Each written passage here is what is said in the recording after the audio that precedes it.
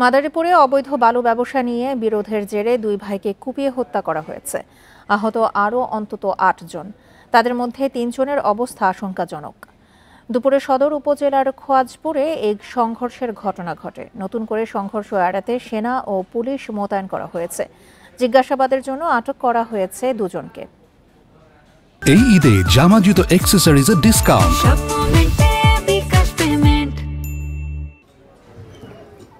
আড়িয়াল খাঁ নদের বালু ব্যবসার আধিপত্য নিয়ে দীর্ঘদিন ধরেই বিরোধ চলছিল সদর উপজেলার খোয়াজপুর ইউনিয়নের সাইফুল সর্দার ও শাহজান মোল্লার। এরই জেরে শনিবার দুপুরে গ্রামে দুপক্ষের লোকজনের মধ্যে শুরু হয় সংঘর্ষ। এ সময় সাইফুল সর্দার ও তার ছোট ভাই অলিল সর্দারের উপর ধারালো অস্ত্র দিয়ে আঘাত করা হয়। এতে ঘটনাস্থলেই প্রাণ হারান দুই ভাই। সংঘর্ষের সময় আগুন দেওয়া হয় বেশ কয়েকটি বাড়িঘরে। আমার তিনও বাইরে এনে যাইয়া এরপর হোসেন নাম হেরা মিল্লা বন্ধু বান্ধব মিল্লা সবাই মিল্লা আমার বাইরে তিনোটারে কোবাইছে। ঘটনার পর এলাকার পরিস্থিতি নিয়ন্ত্রণে রাখতে অতিরিক্ত পুলিশ ও সেনাবাহিনীর সদস্যদের মোতায়েন করা হয়। এছাড়া জিজ্ঞাসাবাদের জন্য কয়েকজনকে আটক করা হয়েছে।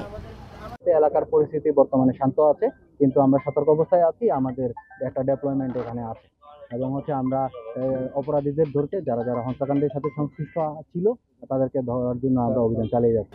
সংঘর্ষে আহত হন বেশ কয়েকজন। তাদের উদ্ধার করে মাদারীপুর সদর হাসপাতালে নেওয়া হলে গুরুতর আহত ৩ জনকে উন্নত চিকিৎসার জন্য ঢাকায় পাঠানো হয়। Independent news.